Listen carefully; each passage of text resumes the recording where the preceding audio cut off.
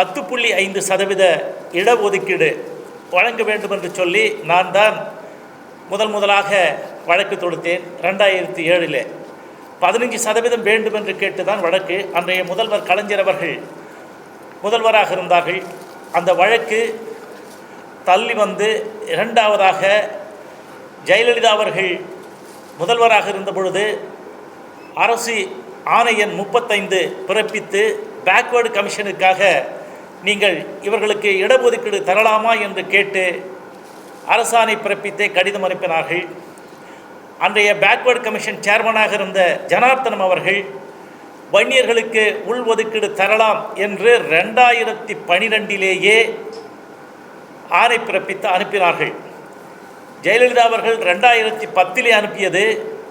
அங்கே போயிட்டு வர்றதுக்கு 2012. இதைத்தான் மாண்புமிகு முதல்வர் மு.க. ஸ்டாலின் அவர்கள் சட்டமன்றத்திலே பேசுகின்ற பொழுது என்ன சொன்னார் என்று சொன்னால், இது 2012 10.5% கொடுக்க அரசு பரிந்துரை செய்தது, ஏன் இவ்வளவு கால தாமதம் என்று சொல்லி சொன்னார்கள். ஆனால் 2012 கொடுக்கப்பட்டதை 2021 வரை நீட்டித்திருக்கிறார்கள். 9 ஆண்டு கால அவகாசத்துக்கு பிறகு அவர்கள் 10.5% இடஒதுக்கீட்டை 2021 சட்டமன்ற கூட்டத்தினுடைய கடைசி நாளில் அதை அறிவித்ததா எல்லாரும் சொல்கிறாங்க. ஆனால் அந்த பிப்ரவரி மாதம் நான் ஒரு கண்டெம்ப்ட் போட்டிருந்தேன். ஏற்கனவே இந்த ஆட்சியை ஏன் டிஸ்மிஸ் செய்யக்கூடாது என்று எல்பி தர்மராவ் அவர்கள் உயர்நீதிமன்ற நீதிபதி இவ்வளவு காலதாமதத்துக்கு காரணம் என்ன என்று சொல்லி அவர்கள் நீங்கள் பெட்டிஷன் போடுங்க, இந்த ஆட்சியை டிஸ்மிஸ் பண்ணுறலாம் சொல்லியிருந்தார். ஆனால் நாங்கள் பிப்ரவரி 2 அந்த வழக்கை தொடுத்த பிறகு எல்லாருக்கும் நோட்டீஸ் போகுது. நோட்டீஸ் போன பிறகு தான் இந்த வழக்கு முடிவு பெறுகிறது, சட்டமன்றத்தில் செய்கிறார்கள். இந்த 10.5%க்கான முழு வேலைகளையும் செய்தது நான் மட்டுமே. இந்த மாதிரி இடஒதுக்கீடில் தெளிவாக சொல்லியிருக்காங்க. மாநில அரசுக்கு தான் அதிகாரம் இருக்கிறது. ஆர்டிஐ இன்ஃபர்மேஷன் ஆந்திராவில் கொடுத்துருக்குறாங்க. மீதி ஜாதிவாரி கணக்கெடுப்பு நடத்தி கொடுக்கலான்னு சொன்ன பீகார், ஒடிசா எல்லா மாநிலங்களில் என்ன நடந்திருக்குதுன்னா பேக்வேர்டு கமிஷன் பரிந்துரை தான் மெயின். இது பேக்வேர்டு கமிஷன் பரிந்துரை இங்கே கொடுத்தாச்சு.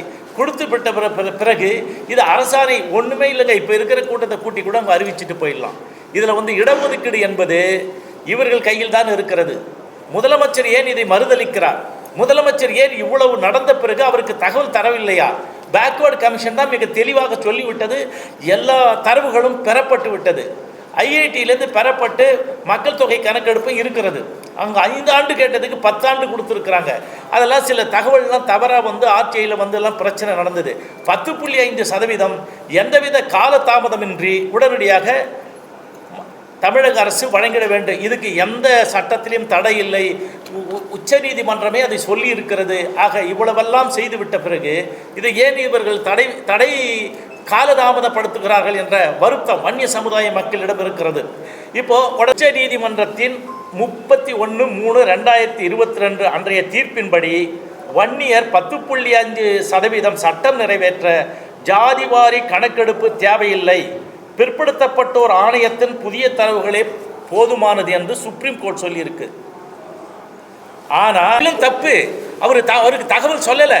அவர் தவறான தகவலை இந்த சட்டமன்றத்தில் சொல்கிறாரு. அது தப்பு தானே? தப்புங்க அது.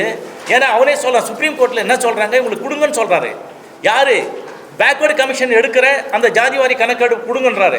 அதனால தானே ஸ்பெஷல் ஆஃபீஸர் இதே அரசு தானே நியமனம் பண்ணுது. தமிழக அரசு விரைந்து இது முடிக்கணும்னு சொல்லிட்டு தானே நியமனம் பண்ணுது.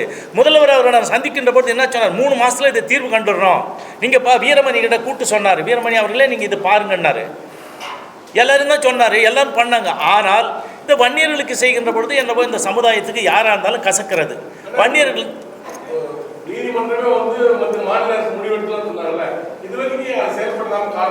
இல்லை, அதுக்கு தாங்க அவன் செயல்படலைன்னு தான் இந்த நோடல் ஆஃபீஸர் அப்பாயின்மெண்ட் பண்ணுறாங்க.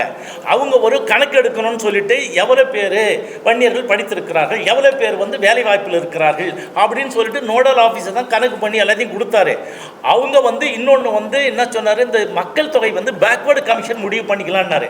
அதனால் அவங்க என்ன சொல்கிறாங்க, சயின்டிஃபிக் அரைவல், விஞ்ஞான ரீதியான ஒரு இது நீங்கள் பண்ணி கொடுக்கணும் அப்படின்னு சொன்னதுக்கு தான் இந்த அண்ணா யூனிவர்சிட்டி, அதனுடைய பேராசிரியர்கள் அதில் இருக்க ஐஐடி எல்லாம் கேட்குறாங்க. இவங்க வந்து இந்த ஸ்டேட்டுக்குள்ளே இருக்கிறதுனால நாங்கள் வந்து இதுலேருந்து விலகிக்கிறோன்னொன்னாக்க வேறு நார்த் இந்தியாவில் போட்டு வாங்கிட்டாங்க, வாங்கி வச்சுருக்கிறாங்க.